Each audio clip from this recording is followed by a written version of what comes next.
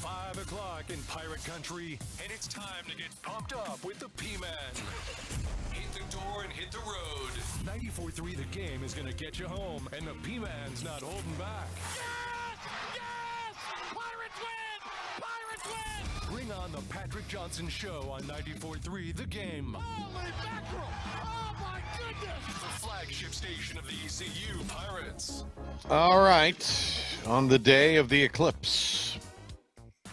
Welcome in, everybody. It is a Victory Monday for the Pirates in many respects. Thanks for being with us here. ECU baseball takes 2 out of 3 at FAU, completes a 3-1 road week. They'll have 5 this week, all at home, including Elon tomorrow. And ECU softball has swept their first conference opponent since 2021. And the Pirates have surpassed last year's win total on the softball field under Shane Winkler. They're going to host number 1 Duke tomorrow at 5 o'clock. That's right, Duke is coming in. That'll be the highest-ranked opponent that ECU has ever hosted since they started keeping records of these things in 2006. And ECU has twice faced the team ranked number 1 in the country, losing both Alabama and Washington. So we'll see what happens with the Blue Devils tomorrow. I'll be on the ESPN Plus call of that. So Pilkington, Philip the Ref Pilkington will be here tomorrow. Pilk will also have an update for you coming up in a little bit. It is Purple and Gold Pigskin Pig Out Party Week. It is Masters Week. It's the night of the National Championship game, and we got so much to get to. We're also going to tell you about the Team Boneyard NIL, teamboneyard.org spring auction coming up in a little bit. So that is going to be happening in a few minutes. Philip is with us here. Hope I got to see you yesterday, Pilk. That was fun. That was good. You did a great job on the softball PA yesterday, I thought. Well, I appreciate it. Didn't think I botched too many names. Both these teams had easy names, so don't give me too much credit. Some of the days it doesn't go so smooth. But it was good to see you. I understand. Good to hang out a little bit on a Sunday outside of work. Yeah, it was. Lots going on yesterday and over the weekend in sports. The big news overnight, at least from where I sit, is John Calipari leaving Kentucky to go and be the head coach at Arkansas. I actually thought Cal would have wound up at SMU when they fired and made the coaching move that they made. I thought for a second, okay, they want to make a splash. Cal doesn't seem to be on the stablest of ground. It's a little shaky at UK. But we end up having the dominoes fall. So now who will be the next coach at Kentucky? It's going to be interesting. And is the next coach of Kentucky someone that coached this weekend, or was it someone that's coaching tonight? And I don't mean Matt Painter. So could it be Hurley? Could it be Nate Oates? We'll see. We will see. I think if Keats had a stronger run at NC State, with him coaching previously at Louisville as an assistant, that might have made some sense. But, we'll see. And the Pac season, of course, came to an end. Interesting going to Arkansas, though. Interesting. And you look at some of the people that turned down Arkansas, and it's not like, and apparently I read Matt Norlander, who does a fantastic job for CBS Sports, wrote this morning that apparently Cal was interested in the Ohio State job, and that obviously never came together because they decided to go with the interim. And there were some things, I guess, that just were not going to meet Cal's expectation. But apparently NIL, that's something that they're going to be pumping a bunch of money into at Arkansas. Speaking of the Pac in the NCAA tournament, I want to throw up a picture for our video audience. This is in the Cardinals football stadium set up for basketball. My buddy Anderson Carter. You can't quite see the whole court there in the vastness of the arena, but he's kind of in a corner area coming out of one of the tunnels sitting above it, and it's a good ways, but the whole picture gives you an idea of how vast it is. This is where I spent my Final Four Saturday night. Well, my buddy the Ev in Greene County, the Eb. There we go. Hanging out. He's a state guy. We were watching the basketball game. I may or may not have had an extra rib or two for my East Carolina weight loss homies. May or may not have had that. Shh, don't tell them. Shh. wings, which were fine. I mean, the meat's fine. It's protein. But I might have had, those ribs were really good. They were right off the grill when I got there, too, after the softball game Saturday night. All right. Couple of cuts I wanted to get to here. Obviously, South Carolina wins, ending Caitlin Clark's collegiate career. If I were her, I'd come back, make money in NIL, and not even participate in the foolishness that is the WNBA. And I also would not, make more money in the NIL. I would not at all. The sheer envy and hate from these UConn players who basically played on all-star teams when they win all of their national championships. And now that there are other more competitive programs taking it seriously in women's basketball, they're having a hard time. I know they made the Final Four, but they're not what they once were. When Caitlin Clark has done more for the game of women's basketball than any UConn player has probably done ever, or any UConn team. That's a separate story for another time. But this is Dawn Staley being asked on Saturday in the press conference before the women's national championship. This is a celebration of women's basketball in a year that it has gotten more attention than it's ever gotten. And there was an agenda to push trans athletes in women's sports. And they asked Dawn Staley, who is not going to be heading any Mensa meetings anytime soon. Hit it. I'm under the opinion of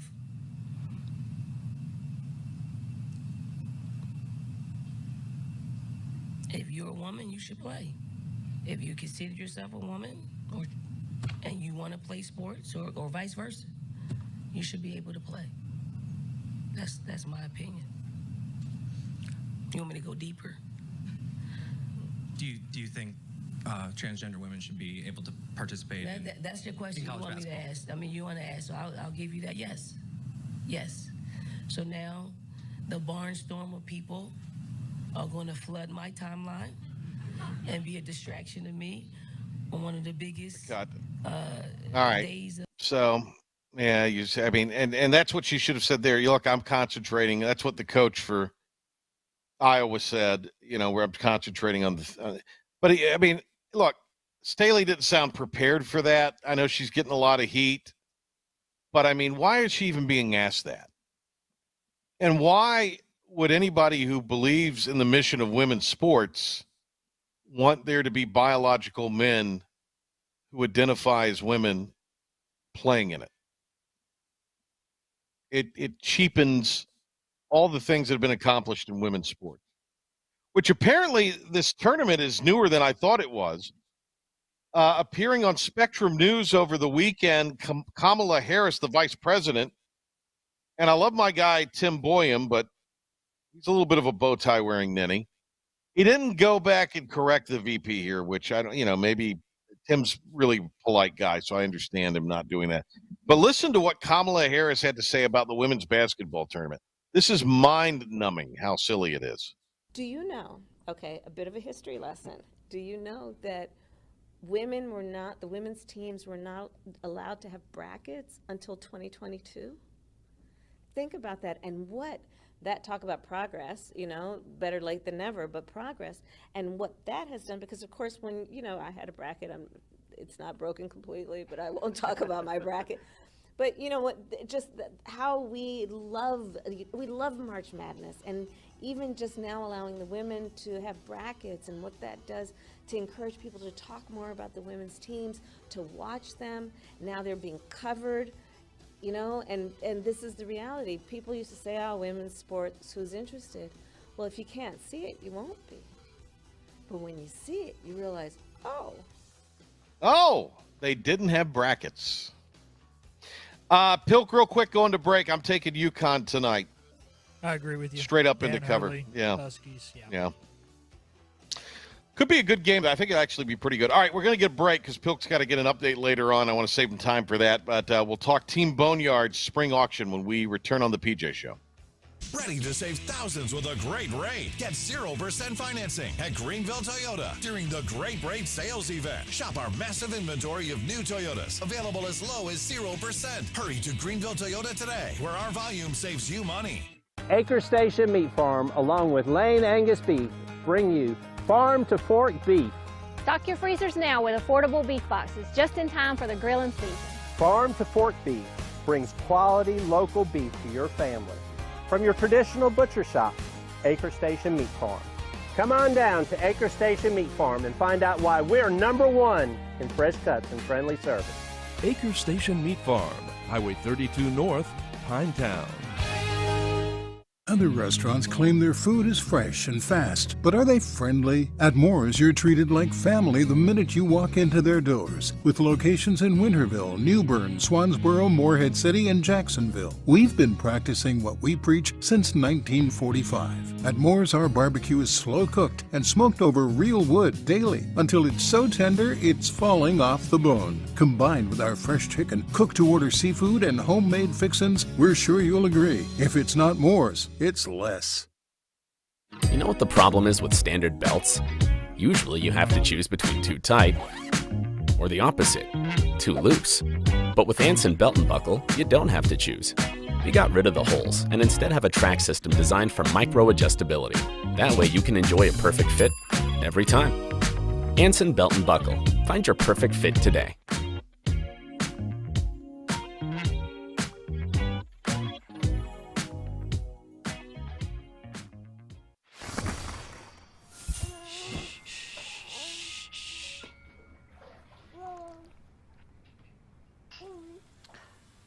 Dum-dum-dum.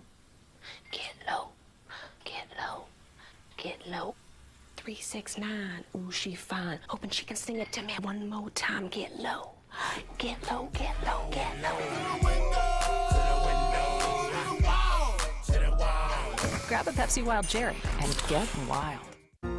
When a place is as special as this, you don't want to change a thing. You simply want to enjoy it, just as it is. That was our inspiration behind Bow Coast West, our newest community in Beaufort, North Carolina.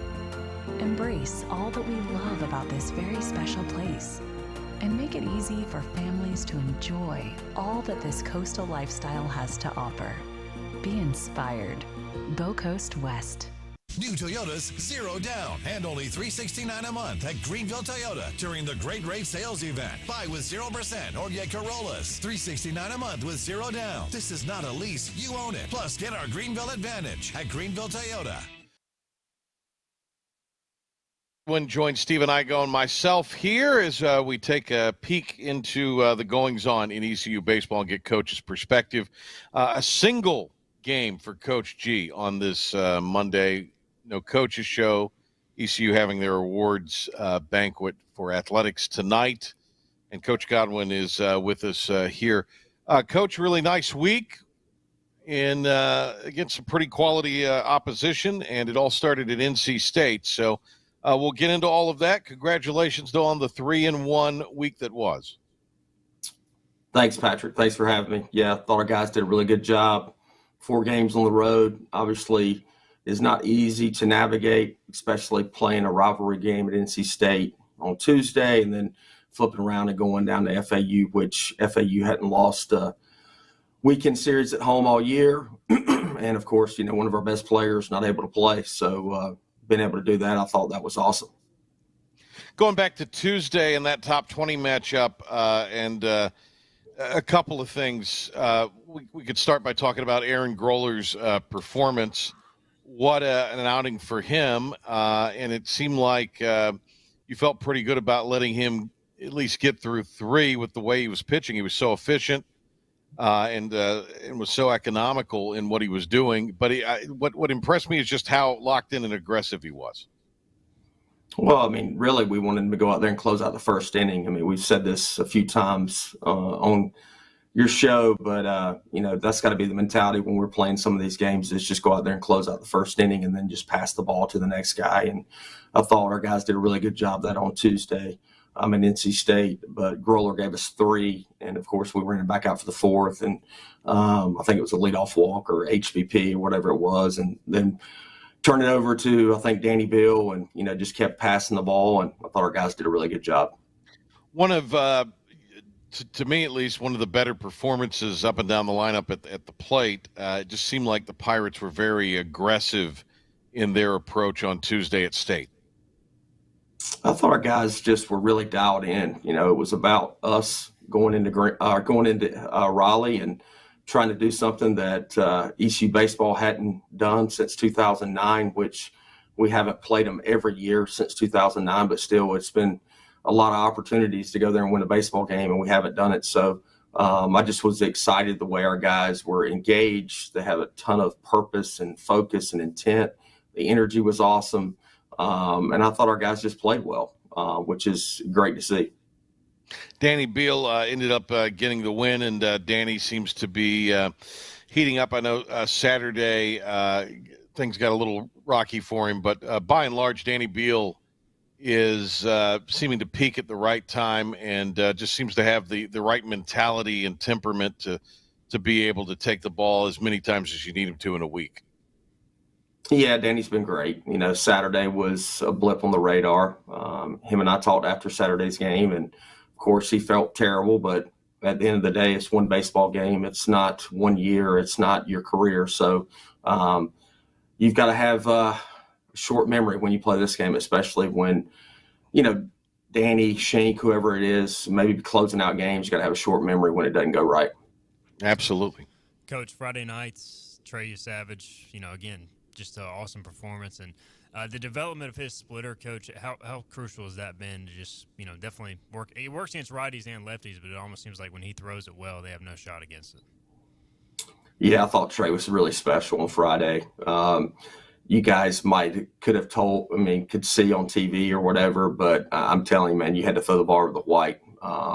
The umpire, not that it was a bad thing, but you really had a big league strike zone, and Trey was magnificent. He was just as good in the 7th as he was in the 1st. And, I told AK, and, they didn't have the velocities up on the board. I was like, I don't know how hard his last fastball was, but it was hard. The eye test said it was hard. That's Trey's mentality. He, of course, his freshman year was kind of the adrenaline junkie, but man, when he gets to the end of his rope, he goes and gets it, and he goes and finishes it out. And, that 7th inning was crucial for him to go out there and get, because we squandered some runs out there offensively in the 7th and 8th, I think, and then Shinkman was able to close it out in the 8th and 9th. But Trey was special, and Shink obviously was special all week. Coach, you look at the weekend. Obviously losing in tough fashion Saturday, FAU has momentum, going into Sunday. But just the resilience of your team, you get down 3-0 early in that game, and on Saturday there were times y'all struggled obviously getting runs in from third less than 2 outs, which I know you are really good at. And I thought Colby Wallace had a big hit to kind of open the door a little bit. What do you think of your team's resiliency, ability to bounce back on Sunday to take the series? I like to say that they surprise me each and every day, when things don't look like it's going well. Norby actually pitched good. We just made 2 errors behind him, and of course they put up a crooked number, and FAU's feeling good about themselves because they got all the momentum. They won the day before on a walk-off. So but I thought Joey Brini was a spark plug, man. Our guys were having a tough time getting to that left-hander's fastball, and Shaq rocketed a double, down the right field line. Then Bristol Carter hits a single, and then he ends up on second because of an error. And then Dixon, gets him, to third base. I just thought we started putting some at-bats together. And then the next inning, we just kept rolling. And, they brought in one of their best relievers. I forget the guy's name, but a right-hander. His ERA was low, and he didn't record an out because our guys were just dialed in and just hitting line drives all over the field and putting pressure on their pitcher and their defense. So I was super pumped for our guys because, when you have one of your best offensive players, Jacob Starling, he's not just a great offensive player, but he's a leader on our team too. And him being out and, Colby having to go in there and play third and Dixon having to move to second. And I just thought those guys played great this weekend and never missed a beat. Wyatt Lunsford Siegman, coach, you touched on him earlier, but 3 innings yesterday, and I think 9 appearances in a row. He's gone multiple innings and obviously pitched extremely well. Just his ability to come in almost in any situation and deliver, pitch out of a jam, go multiple innings. What is he, doing that's so effective? What does he mean to your back end of the bullpen? I mean, obviously he's got good stuff, man. I mean, his slider's real, and then he's, mixing in his fastball, and he's throwing a changeup every once in a while as well to lefties. But it's his mentality. I mean, when the guy comes in, he's out there, he's aggressive for the most part in the strike zone with really good stuff, and he's extremely competitive. And I mean, he's our guy when we need to get out of a jam. I mean, he's the guy that we go to. And of course, that wasn't the plan for him to go that long yesterday, but he was like, Coach, I feel great. And we needed him yesterday. I can tell you that, because it was getting hairy. And for him to be able to come into that bases loaded jam and only giving up 2 runs and then pitching the 8th and 9th and even pitching around an error in the 9th, special stuff. Cliff Godwin joined Stephen Igo and myself as we talk Pirate baseball. ECU with the series win in Boca Raton over Florida Atlantic over the weekend. Pirates will play 5 games this week, including the Charlotte series. First ever matchup in the American between the two. That is going to be happening this weekend at Clark LeClaire Stadium during the Pigskin weekend. So it'll be a festive weekend, as it always is. Weather is looking really nice for the days that the Pirates are scheduled to play, and that's always a good thing. Cliff, Dixon Williams, how do you think he is playing at this point? It seems like, whether it's making some spectacular plays in the field, third, second, wherever he is, at the plate, starting to see some results, it seems like he's more comfortable. Yeah, he's just playing with more confidence. I mean, that's one thing that you can imagine, guys from Greenville, North Carolina, he wants to play well for East Carolina University. I mean, it's his hometown, and I think at times people from Greenville, when they play here, it might be harder for them, like a Bryant Packard or Davis Kirkpatrick, just because they grew up here and everybody knows who they are. But I was super happy for him on Tuesday, the way he played at NC State in a hostile environment with all the media stuff that you guys put out there going into the game and stuff. And of course, he drives in the first 2 runs. He makes a Sports Center top 10 play out in left field that would have been a big momentum swing for NC State, because they had a runner at second base at the time, no outs. That ball falls in, run scores, probably another guy at second base, and he makes that catch and they don't score a run. So Dixon's been great. He moved over to second base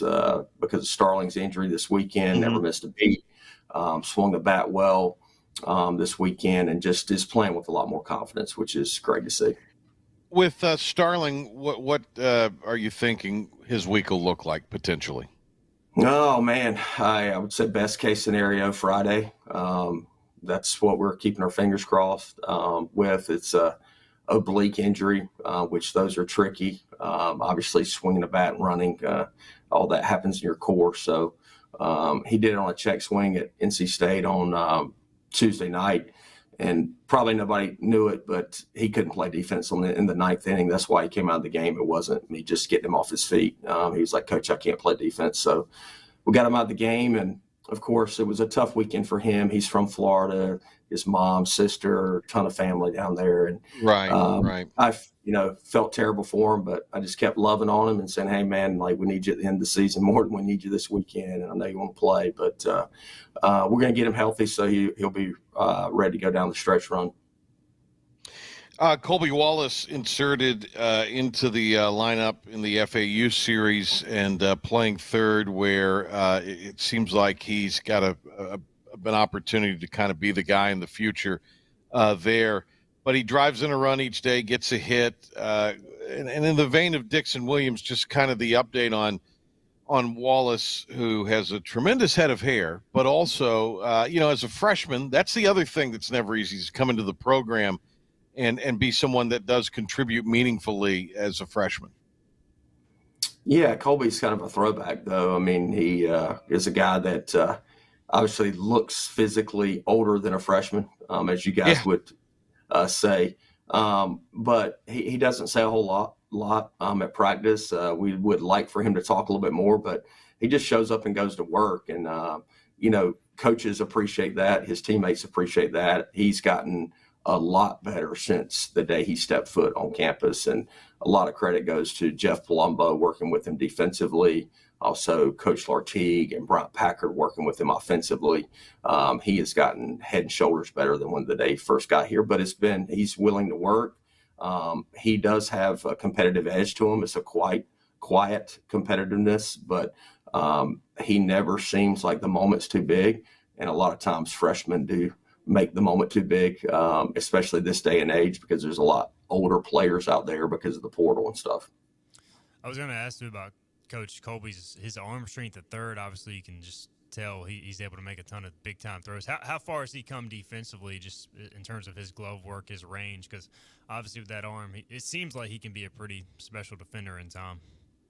Yeah, no question. I mean, I think early in the fall, just his first step quickness wasn't to the level that we would like to play a high-level third base. But he went over there. He wasn't scared. To be honest with you, we were working him out more at first base early in the preseason in the spring but then in BP, I was like, man, he's moving better. So it's a credit to him. He's put in a lot of work, like I said, with Jeff, and he's just gotten more confident over there. He plays out front with one hand with your glove and secures the baseball. And obviously he's got a big arm, so that helps when you're playing on the left side of the infield. 5-game week, Coach, and obviously that brings a big challenge in itself. How important is it for some other pitchers who maybe haven't thrown in a while to step up this week? Because I assume they're definitely going to get opportunities. Yeah, I mean, there's a lot of guys, and we kept harping on it even after last weekend at home at UAB. We didn't use a lot of pitchers. Of course, we kind of used some of the same guys at NC State. But I told them yesterday after the game, hey, some of you guys that have wanted some opportunities is coming. We got 5 games in 5 days, so it'll be good. Those guys have worked hard. We have confidence in those guys, so we need the older guys to continue to encourage those guys that get the opportunities. But we're excited about it, and we just need to have that closer's mentality that we've had in a few games when Trey and Root are not starting. Just go out there and close out innings. And I was going to ask, too, the toughest part about a 5-game week, Coach, is it just the mental grind? Do you guys even practice at all, or is it more just your focus on the game? And I don't know, do the guys maybe just enjoy playing the games more so than practicing? Well, I mean, you'll probably be proud of me, but our older players have had more time off this year than they've ever had leading up into this week.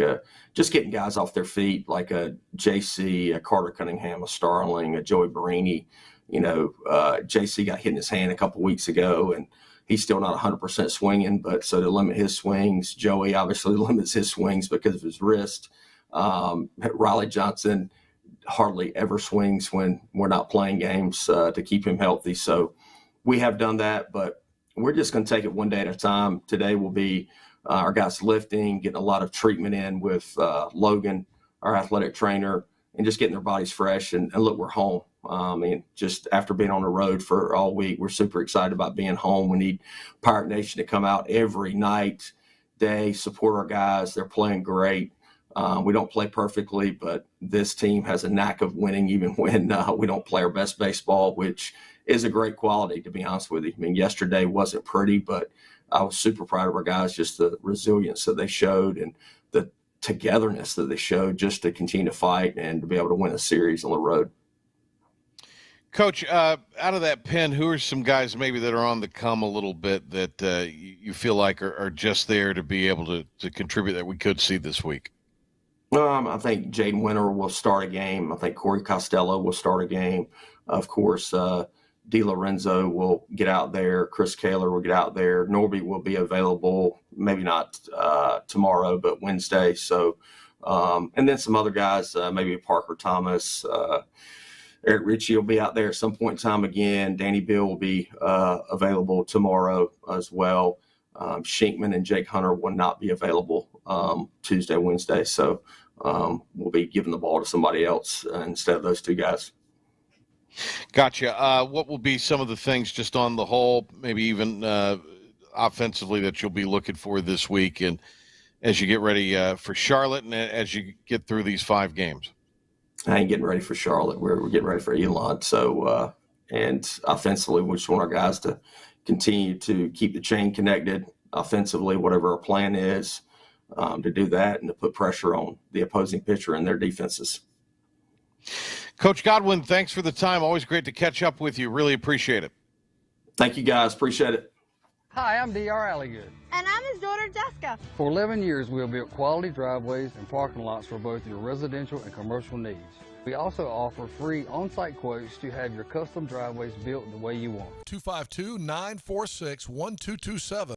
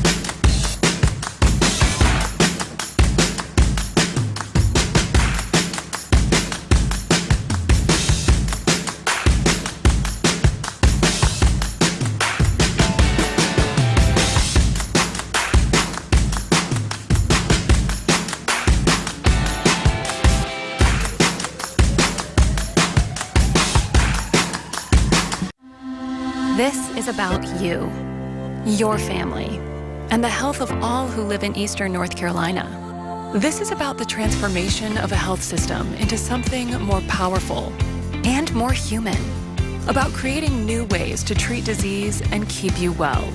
This is about ECU Health, which is to say, it's really all about you. ECU Health. Minds, hearts, purpose. Fifth Street Hardware is the home of the $9 lunch special Tuesday through Fridays. $9 specials every day, including the famous Burger Day on Tuesdays, Flatbread Pizza Wednesday, the famous Fifth Street Hardware Reuben on Thursday, and fried fish or shrimp on Friday. Plus trivia on Wednesday nights and live music every Thursday nights. And the Prime Rib Brunch Buffet has returned on Sundays. You heard that right. The Brunch Buffet with all the great items, including prime rib. Fifth Street Hardware in downtown Greenville.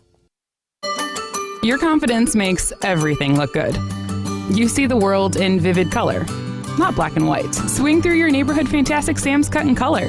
And let our experienced stylists take you from everyday to extraordinary. Fantastic Sam's hair salons are locally owned and operated. Our full-service salons are conveniently located in Goldsboro, Kinston, Greenville, New Bern, Jacksonville, and Calabash. Stop in today at Fantastic Sam's, where the possibilities are endless. Hi, I'm D.R. Alligood. And I'm his daughter, Jessica. For 11 years, we have built quality driveways and parking lots for both your residential and commercial needs. We also offer free on-site quotes to have your custom driveways built the way you want. 252-946-1227. Taking the rage out of your drive home? You just cut me off! But it's no big deal. Patrick Johnson on 94.3 The Game and the new IBX Media app. All right, Matt Slate joins us here on the Patrick Johnson Show. As promised, he, of course, is become instrumental part of the advisory board for Team Boneyard. They've got their online auctions still going on, and that'll carry on through the 13th, so next Saturday, with the exception of one really cool item. We'll talk to Matt about that in a second. Matt also part of the ECU Foundation as its chair. So we've had Matt on before. It's nice to have him on again. And Matt, thank you for appearing with us today. It's always great to catch up with you. And I hope all's going well in your world, my friend. All's well here, man. I appreciate you having us on and allowing us to have the time to get this message back out there. So I really appreciate that. Yeah. It's great to talk about. This is such a creative way to raise funds for Team Boneyard. It is an online auction. I'm sure there are many, many, many suggestions that you guys get of, you ought to try this, you ought to try that. Where did the idea for this come about? And again, I think it's a brilliant way to go about doing things and raising funds, because these are all really cool things that you can bid on. Also, it takes a lot of legwork to put all this together. You just can't you manifest it a little bit, but somebody's got to go out there and organize all this. Yeah, you're absolutely right, and it was a little bit of this, a little bit of that. Some of the suggestions we've seen across message boards, and just getting suggestions from some of our supporters directly. But I mean, I think the concept was we were trying to figure out how to get our fans closer to Team Boneyard athletes, and a lot of what we have been able to come up with hopefully does just that. It's getting closer to the to the teams, mostly the athletes, but also some of the coaches and things like that. When it came to putting it together, we started with a really long list of maybe these types of things would work. Right. And then we had to kind of, first we filtered them down. Then we actually spent some time with the athletic department and our MMR partner in Playfly, and worked with them to figure out what was doable, including, having conversations with coaches and everything else. Because it's a balancing act. Some of it's really simple. Some of it is a lot of coordination, right? If you get down on the field and you're kicking a field goal, that can't be a surprise to Coach Houston and the team. So that's that kind of thing is like, oh, it's it can't be Bobby Boucher showing up on the side of the field. That type of thing. Yeah. So, Matt Slate is with us. At ECU, Slate is where you can catch up with Matt on X, because he'll be happy to tell you everything you need to know about this if you miss anything during the course of our interview. TeamBoneyard.org, and you click right on the top. It is the ECU Team Boneyard Spring 2024 auction. There's a lot of awesome items there. You brought up the field goal. So during the spring game, there's an opportunity to kick, and explain that. And then just so everybody knows, that cutoff date is midweek. It is actually. It's this Wednesday, because we have to actually figure out who's going to do that. We have some bids on them already, but the concept is, the team's going to run a game kind of like a game where at the end of each quarter, there will be the opportunity to come out and give and take a kick at a field goal. You'll come out. You're going to go into the huddle. You're going to line up, take a live snap, live hold. The defense is going to line up. I think there might be a thud, maybe some few words for you, but they're not going to rush you and try to tackle you. But it does give you the opportunity to actually do that while it's happening. So, but that, I think that's a unique way to. You're never really going to get out on the field, obviously in front of the fans, but with the team and do something like that. So that was one of the ideas, right? It's what's unique, where we can kind of create a once in a lifetime type experience for a fan. That's awesome. And that will close, as Matt said, on Wednesday. It is the Team Boneyard Spring 24 auction, teamboneyard.org. I think this is really interesting. You get an opportunity to have film sessions with various coaches. Blake Harrell for football on defense, and also JDB offensively, Kim McNeil for basketball. So this is all kind of cool. That to me would be like the ultimate thing if you're a fan, because it just would be such behind the curtain and insight into what the coaches do. I think that's cool. Yeah, no, that's actually what we were thinking, right? Is that you come actually for the film sessions for football, it's April 19th. So that's that Friday after the spring game. So we're going to have spring game film, and they're going to be able to go through Blake Harrell sessions at 5, JDB's is at 7. So if you want to do them back to back, you can do them back to back. This is a buy it now type thing, right? Like, so it's not bidding on it. You pay for it. You become, and those seats are first come, first served. But yeah, you really get to kind of hear the insight of, okay, this is, from Blake's perspective, this is how we continue to evolve our defense, which, has been strong suit throughout his tenure. And what he has this year, obviously every year is a little bit of a different twist because of talent and personnel that he's got to be able to work with. And then you got a retooled offense, right? I mean, we're going to kind of everybody's going to get a preview of it on this Saturday. But you got two new quarterbacks that are competing. You got a bunch of new faces at wide receiver.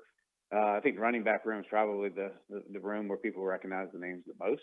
But I mean, most of that, but still, what they're doing, I'm assuming, is going to be a little bit different than what we saw in the past. So it's really kind of getting into JDB's mind a little bit, hearing from him about how we're going to line up, what's going to look different. I don't think he's going to give us all the play calls, but he's going to, give you philosophy, talk about that, talk about how that changes the pace of the game, the way we're going to approach offense, what his expectations are, which I think will be, it's a brand new chapter in that. And you can already kind of read through that with the interviews that the players have had so far, that this is a completely different philosophy on offense for East Carolina.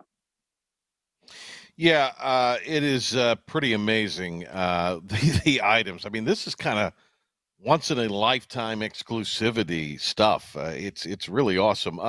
It is the spring auction for Team Boneyard, and it's at teamboneyard.org. Just click on the banner right at the top of the page online, and you can take part in all of these auctions. The film sessions are by now, as Matt explained, and then there's a handful of those left, so that's really cool. There's also an opportunity to have dinner with Coach Swartz, Coach Houston, Coach Godwin, Coach McNeil, Pirate players, a lunch with John Gilbert, and golf with Coach Houston also. So this is all pretty. Again, that's quality time that you could spend with the coaches that you might not get to spend otherwise. No, it's right, and it's in a much more intimate setting, right? I mean, we get some of those things where you can go into a large room where you and 400 or 500 of your best friends get to hear from a coach, but that is not the concept of what we're trying to do, right? We're really trying to provide an opportunity where it's you and just a few people, right? Of your, and that's the people you want to invite to something, to be able to go do exactly what you said, break a little bread, have some dinner. Talk about the sport, the philosophy, whatever you want to ask, right? You can sit down with John Gilbert and talk to him about East Carolina sports, alignment, conference, whatever it is you want to have a conversation about. You get to do that, and I think when you get into these situations, you get a little more candor, right, from our staff, because it's just you in a room with them, right, or sitting at a table. So that was the concept, was to be able to bring fans closer, right? And that's where we started, and that's kind of how a lot of these items ultimately evolved. Was what way can we get fan engagement in a unique way that we thought would be something different and new for our fans. Head to teamboneyard.org to find out more about this. If you go, you will have an opportunity from now until 8 p.m. Wednesday to bid on the kick a field goal experience during the spring game. And I think that's just, 8 o'clock on Wednesday night. I think it's just the coolest thing. There's behind-the-scenes tours, there's swag, there's autographs, there's all kinds of things. And these are all very unique experiences that you can take part in by bidding on these online auctions. Go ahead, Matt. Yeah, I was saying we also had some great support from some of our fans. They're all Pirate Club members, but they've donated tickets as well. So you've got things from being up in the suite during the Florida Atlantic game, which is the Thursday night at the Boneyard, to courtside seats basketball next season, where you'll be able to pick a game, to current stuff that's coming up, both the NC State baseball game in a couple weeks, and then the end of the week, the last week of baseball, both including Campbell and Rice. There's tickets for that. And that all kind of came together when people saw this and said, hey, I'm not going to be here for this, or could you use that? can, and so that's also kind of the great thing is that, some of the stuff was manifested kind of on the fly. It was an audible, and we're like, yeah, we can do that. Let's try that. And so we can't thank those supporters enough for that as well. Hey, Matt, as we look at, Team Boneyard and where it's come in just a few short months, since I know you got involved and some others have been involved, and since really its infancy a little more than a year ago, the direction it's heading in now, is it becoming sort of what you envisioned as you came on board and got more involved? Is it heading in that direction? I mean, I think it is. I think it's continuing to evolve. I think all of us are standing, that the board members step back and kind of just try to figure out how do we engage with fans. We went through all of the different kind of ways that you can do it, right? I mean, it really becomes, part of it is fan engagement, part of it is building a brand and actually making the brand recognizable, where people say, hey, I want to be associated with that. Doing something like we did with Crushed Vodka, and that really was kind of, it also proved that people do like some tangibility to things. So that's when you think about the auction, there's a tangibility in the experience. There's a tangibility in the drink. We're working on some other co-branded ideas that have been some inbounds from other companies who saying, hey, we could do something like this with you. So we're working on things like that. But it's trying to bring more of that in, where it also, some people, will write a check and be good with it. Some people want that tangibility. And then I think the next piece that we're working on down the road is the membership model and how to refine that, where we, because this is about driving sustainability of funding. This isn't going to go away from an NIL perspective. This has become and will maintain as part of what is athletic funding. You look across the country, people are embracing it different ways. I think we look at it all the time. I mean, there's if there isn't a headline on NIL every day, it's certainly every week.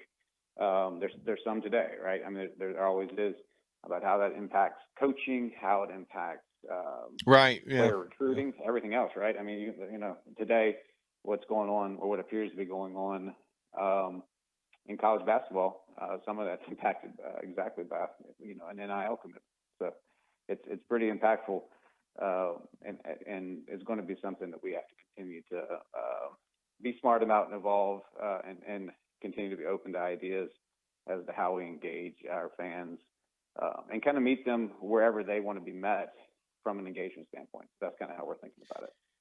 And I think you've got to be competitive in this space, because it's here and it's going to be here to stay. So this is something you've got to do to be competitive in our conference, and just to be competitive as possible on the general landscape. Oh, it is. I mean, it's important from a recruiting standpoint and a retention standpoint. I mean, that's the hard part, I think, for all fans. That's just not East Carolina fans. I think that's all fans of how this changes what teams look like from year to year, right?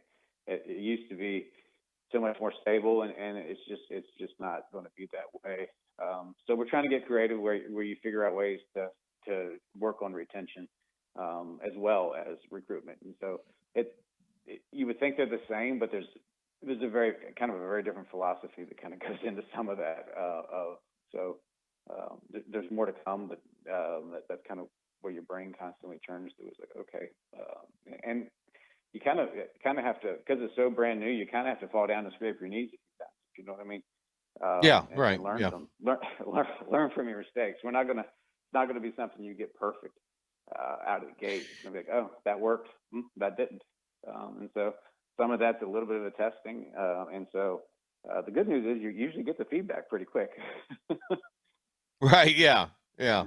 Well, it's the society we're in. Hey, Matt, are anything's is the summer going to be mainly kind of a bring the concepts that are being dreamed up now to fruition? Or what will the next few months be like going into football? No, I mean, I think that's right. Right. I think we want to. When I talk about the tangibility, part of that is that there definitely is a demand. You look at some of the swag right there that's on the site. How quick the Parker Bird hats went. How what the reception is to the club, the 23 club hats, and things like that. So I think we're working towards having a full-on shop up and running that does do merchandise. We're working on rethinking through our membership model as to what the appropriate levels are. Because it's easy if you stand back and say if you have 2,000 members paying $10 a month, that's $240,000 of sustainable dollars, right? And so you kind of stand back and go, well, wait, Planet Fitness does that, right? I mean, Netflix originally started at that kind of price point. So we have to kind of just address that and figure out what the right thing is. So I wouldn't be shocked to see a membership drive some point during the summer. Like I said, the shop, and then figuring out some events, which again are ways to bring fans, members closer to our student athletes. And the challenging part there is to work around these student athlete schedules, because right. You kind of don't realize it from afar. They're busy until you really figure out what they do. And you're like, wow, I mean, they don't have a lot of hours left in the day. So I understand when one of them's like, look, I just want to kind of relax and play a video game, because that's their downtime too. So we have to be sensitive to exactly how much we can ask them to do as well. But we do want to get them to a few events and things like that, hopefully in the fall. Hey, Matt, thanks a lot. Great to have you on with us. It is the Team Boneyard 2024 Spring Auction. If you want to kick a field goal in the spring game, you have until 8 o'clock Wednesday to do so by going to teamboneyard.org. And the rest of the events, the auction will end 5 days from now on the 13th. Go ahead, Matt. Yeah. Last word. And also, if you're out at the spring game, we will have a tent in the vendor area. We have a brand new, cool looking tent. I think that people will be able to spot us. Yeah, so we will be out there. We want to engage with the fans. We want to hear what the fans. We'll have some things that will take you right to the auction there from a QR code perspective available. And we may have a little swag for sale. I'm hoping that all comes to fruition as well. So that's kind of the concept of why we want to be out there to our fans. So we look forward to doing that this Saturday. Awesome stuff. Hey, Matt, thanks a lot. Really do appreciate it. Yeah, I appreciate it too, Patrick. Always. Thank you for having me.